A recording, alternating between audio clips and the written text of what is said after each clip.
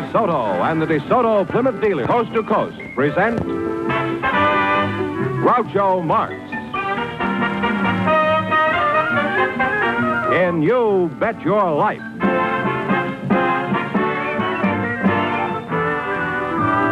Groucho sent me to see the new DeSoto. Groucho sent me, and I love to drive this car. It's long and low and roomier, so handsome you can see. It's powerful, and I'm so glad that Groucho sent me. Listen to him when you hear Groucho say, Go drive the new DeSoto at DeSoto Plymouth dealers today. And now, here he is, the one, the only... I thought he went out with the old year. Oh, that's me. Oh,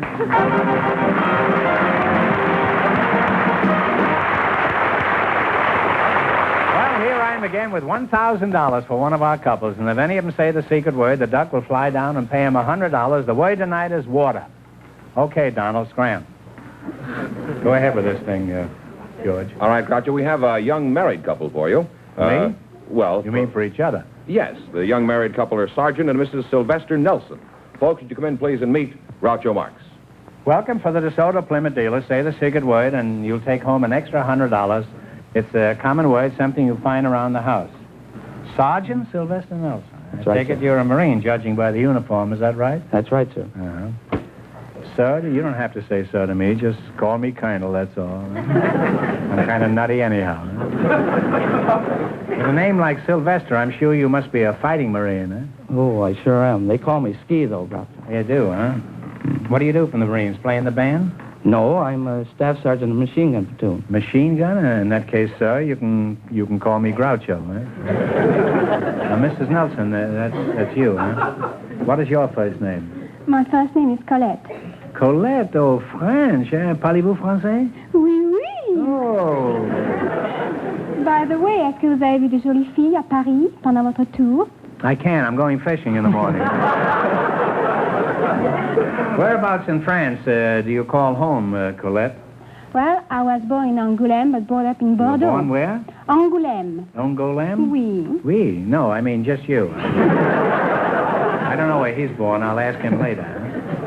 Well, Colette, now that you're in America, what do you think of us and our ways? Did you find us confusing when you first came here? Oh, oui, sometimes. But I think my worst experience was on a train ride from New York to Wisconsin, Green Bay, Wisconsin. Where'd you go, to Green Bay? Oui. I was expecting my first baby, and I was traveling with Fifi, Who's Fifi? my French poodle. Wasn't Fifi a comfort to you on the train? Poulter saying no, she was pregnant too.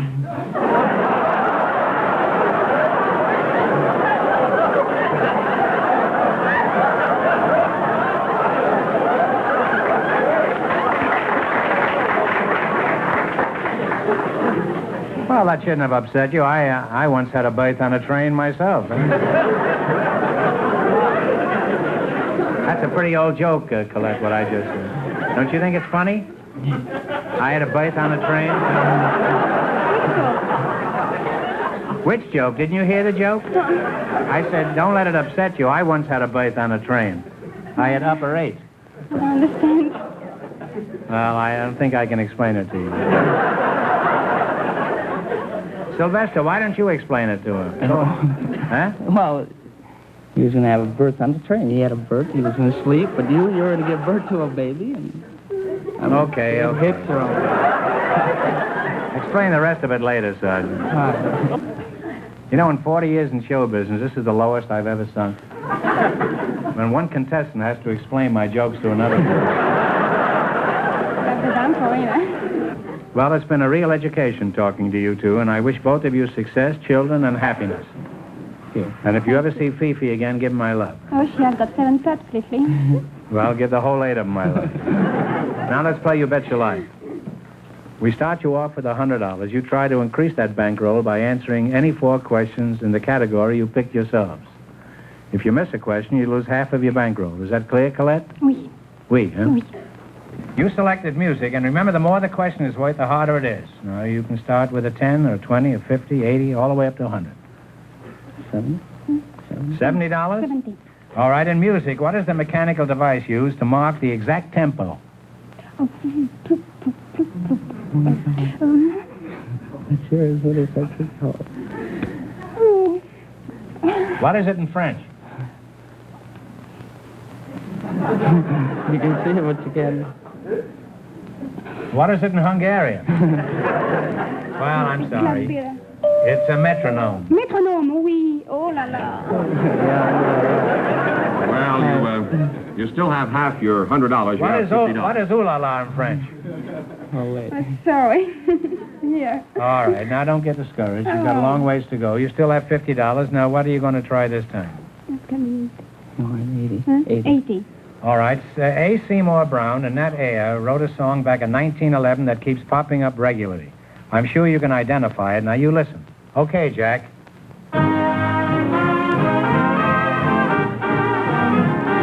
Beautiful doll? Oh, you beautiful doll is right. That is right, absolutely. Oh, yes, oh, hi. You now have $130. Now, what do you want to try? How many francs? 90. According to the folk song, who wore sardine boxes minus topses in place of shoes? Oh la la. Oh, that's a hard one. According to the folk song, this is an old American song, and this is one of the lines in it. Who wore sardine boxes minus topses in place of shoes? Do you know, George? Yes, I think I do. Tell it to him. Clementine? My darling Clementine, that's right. You win $50, George. But unfortunately, you lost half your $130. You now have $65. All right, now here's your last chance to beat the other couples, and don't be discouraged. Here we go, Mother. Try 100. You 100. want to? 100? That's a hard one. All right. There you go. Huh? The bigger the money, the harder the question, you Well, know. we're not- I don't want to not alarm good. you. 100. Go ahead. 100. What was the first name of the great Austrian composer, Mozart? What was his first name? Oh, I should know it. I know I should know that. I'm stuck. Well, it's a ridiculous name. It's Wolfgang. Oh, I would have never guessed it. No. If you'd have thought of Errol Flynn, you'd have guessed it. Now, I'm Well, sorry. you wind up with $32.50. Thanks and good luck from the DeSoto Plymouth very dealers. much. Sorry you didn't win more.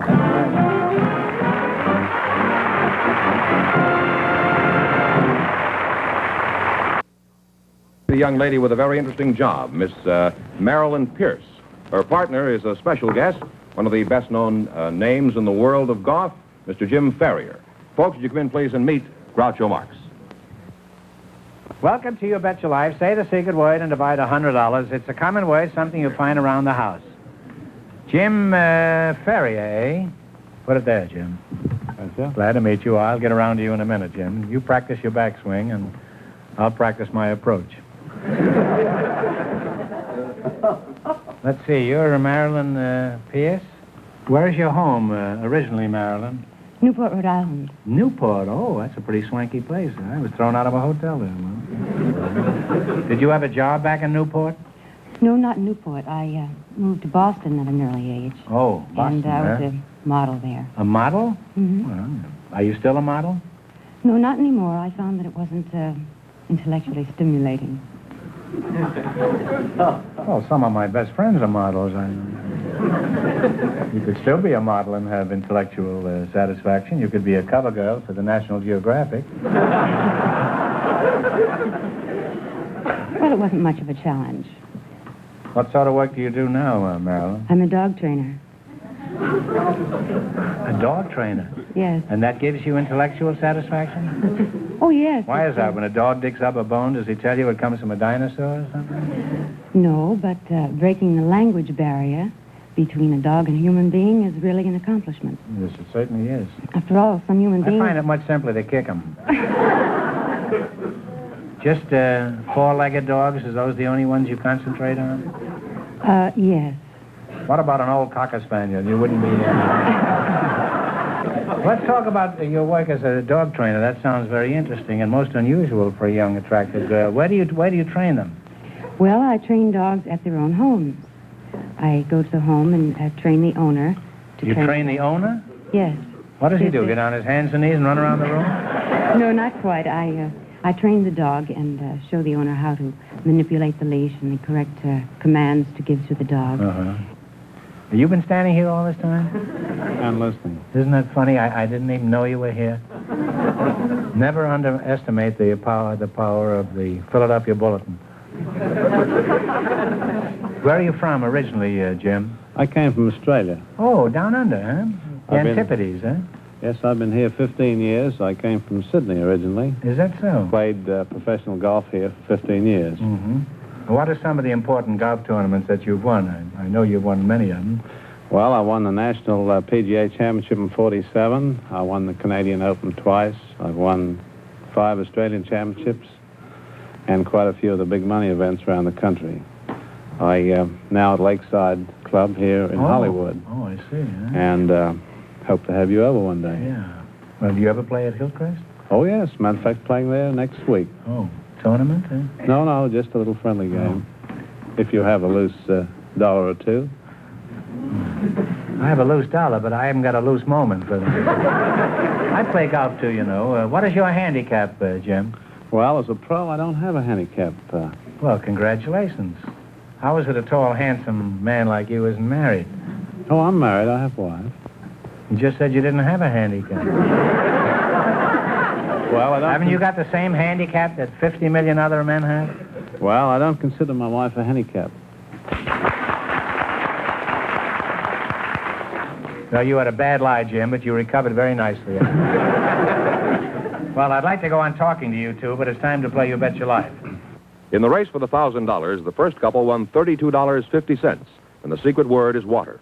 Now, you select the general information quiz, and remember, the more the question is worth, the harder it is. I think we better start a lead, you don't think?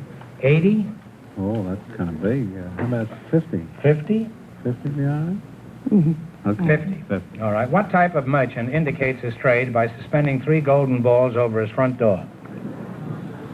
Pawnbroker. Pawnbroker, loan. Yeah, pawnbroker in the hock shop. That's right.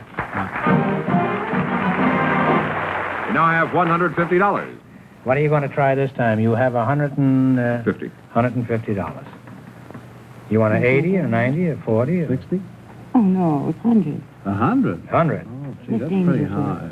You agree with that, Jim? Oh, 80? I'm not very intellectual. 80, okay. 80. What is the monetary unit of Italy? Lira. Lira is right. You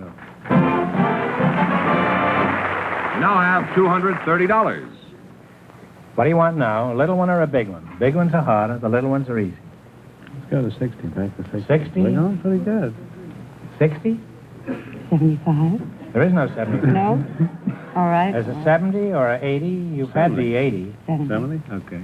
What is the complete membership of the United States Senate? And I want the precise number. 48. How many members in the United States Senate? I think it's more than No, that. wait a minute. 48. Let's see, no, 96, I believe it is. 96? 96 is right, huh? You now have $300. What are you going to go for? 60? What? 60 or 60?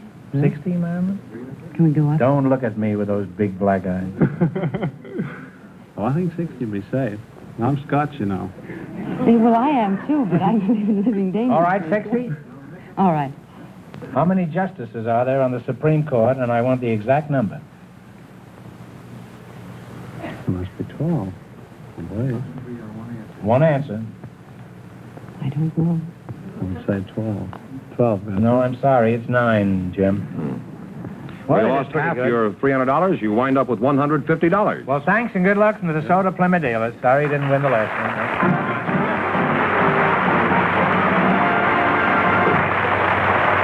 Groucho, we invited some school teachers to the show tonight, and just before we went on the air, our studio audience selected Mrs. Evelyn Sorrells. Her partner, Mr. Floyd Humiston, has an unusual occupation. So, folks, you come in, please, and meet Groucho Marx. Welcome to the DeSoto Plymouth dealers. Say the secret word and divide $100. It's a common word, something you find around the house. Isn't she cute? Evelyn Sorrell, huh? And Floyd Humiston. Evelyn, I'll start with you because you're a girl. You're a teacher, is that right? Yes. Oh, what a nice little teacher, huh? Where are you from, Teach? I teach at El Monte. Are you married? Yes, my husband goes to Caltech. Oh. Well, I'm sorry to hear that. Floyd Humerson, huh? Yes, sir. How old are you, Floyd? I'm 24. Now, Mr. Fenneman says you have an unusual profession. What do you do, Floyd? Well, With I... a name like Floyd Humerson, I should guess you're a flute player with a Philharmonic. What do you do? Well, I train lions, Groucho. What was that? I train lions. You mean the van and storage company? No, the kind that eat meat. How long you been doing this kind of work, Floyd? About half an hour? No. People say anything to get on this show. Trains lines. He probably sells pencil sharpeners. I could use one. My head has been coming to a point lately. Well, my father was a lion trainer, and so I've been at it since I've been about 8 years old. What did you do? Did you start training mice first when you were a kid? Yeah, well, no, just being around them. You say your father was a lion tamer? What Yeah. happened? Did he collect his severance pay? No, he's retired. He's in the termite business now.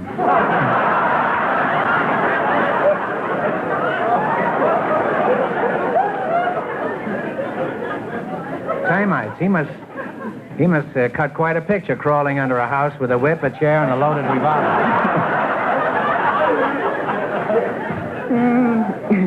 Where did he find these termites? On the lion?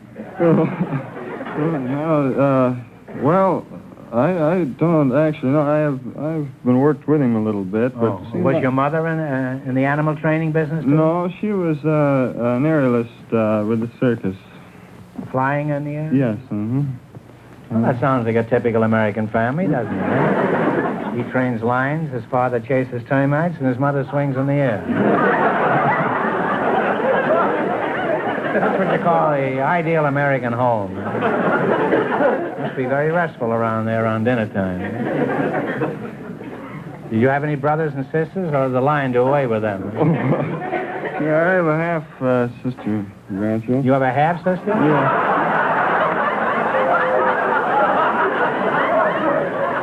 You mean you keep the lion in the house? I used to, yes. Well, a half a sister's better than none, I guess.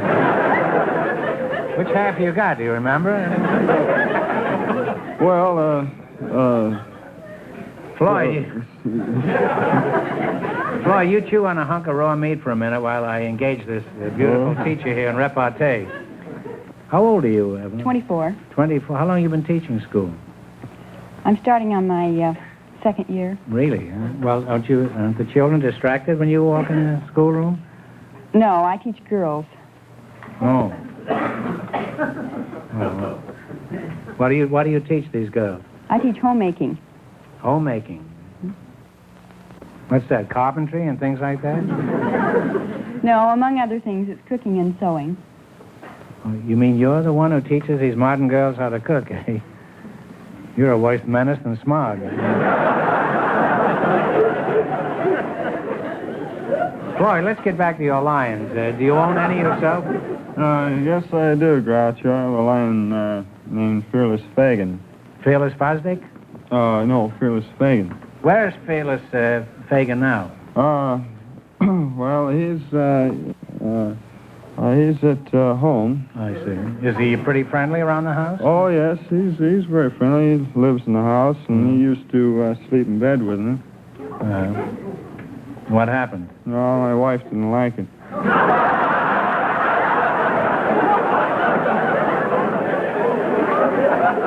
Well, I think there's some justification for that. I think you should have got her a lion, too, huh?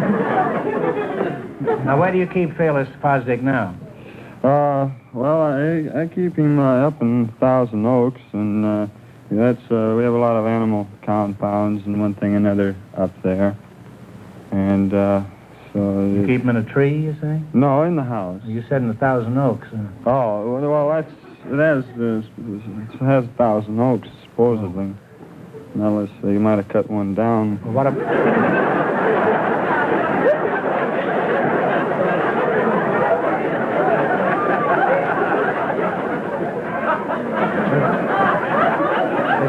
weighing like 29 pounds? Well, I guess about the same, yeah. Well, how do your neighbors feel about this? Don't they complain? No, they have elephants.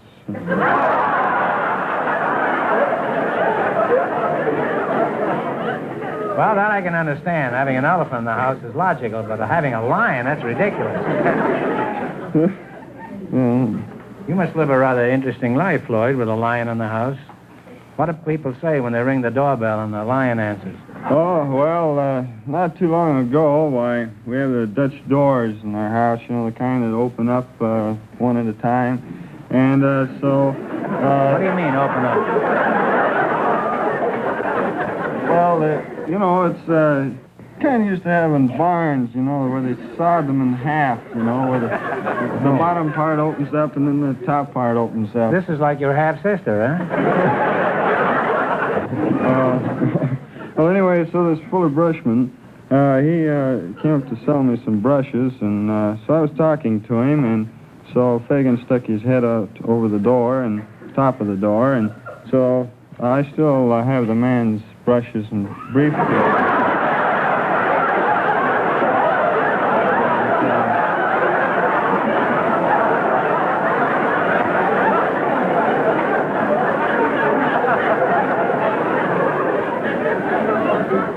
Well, you think this brush salesman thought the lion was your wife?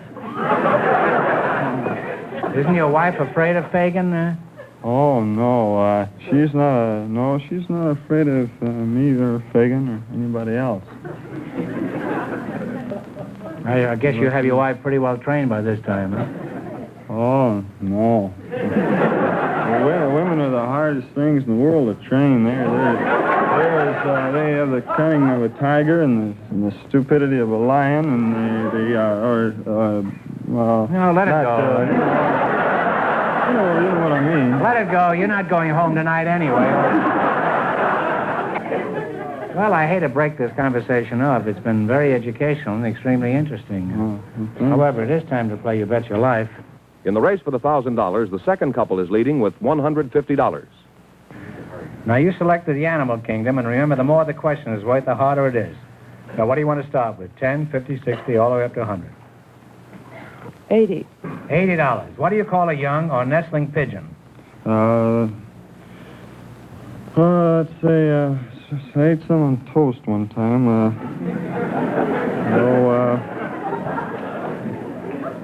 I hope they agreed with you. Squab. Squab is right, yes. You have $180. Now, what are you going to go for? 90. 90. What kind of an animal is a Flemish giant? Flemish giant. That's a fowl, if I'm not mistaken. Flemish giant. Let's see. Guess, if you don't know. Well, I'm sorry, it's a rabbit. Oh. Yeah, well, that's a shame. You lost half your 180. You have $90. All right, now what are you going to go for? 70. 70. What do you call the rodents that live in colonies on our American plains? They have a bark resembling that of a dog. That is a prairie dog. That's right, a prairie dog is right. You now have $160. And here's your last chance to beat the other couples. What are you going to go for? 60. What? 60? 60. What are teals, golden eyes, and canvasbacks? Eels, gold eye, they're ducks. That's right, ducks is right. And you wind up with $220. Thanks, and good luck to the DeSoto Plymouth dealers. Thank you.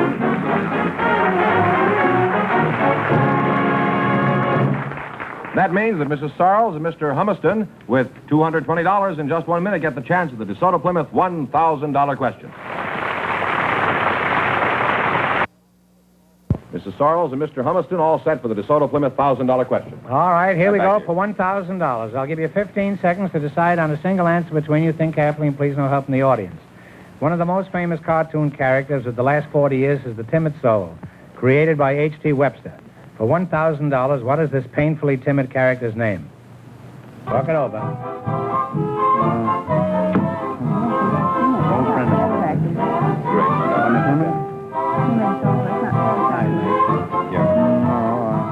See, I don't think it's been going 40 years. answer you two have decided upon? I'll take a long guess. It wouldn't be sad sack, would it? No, it's Casper Milk Toast. Oh. So that means the big question next week will be worth $1,500. Well, they lost the big money, but how much they win the quiz, George? $220. Well, thanks and congratulations to both of you and to all of our contestants on the show tonight.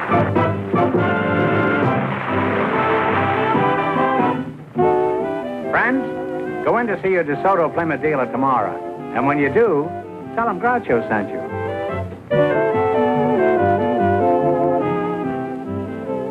Be sure to tune in next week, same time, same station, for Groucho Marx in You Bet Your Life on television. On radio every Wednesday night. And don't miss the big Chrysler Corporation TV show each week on another network.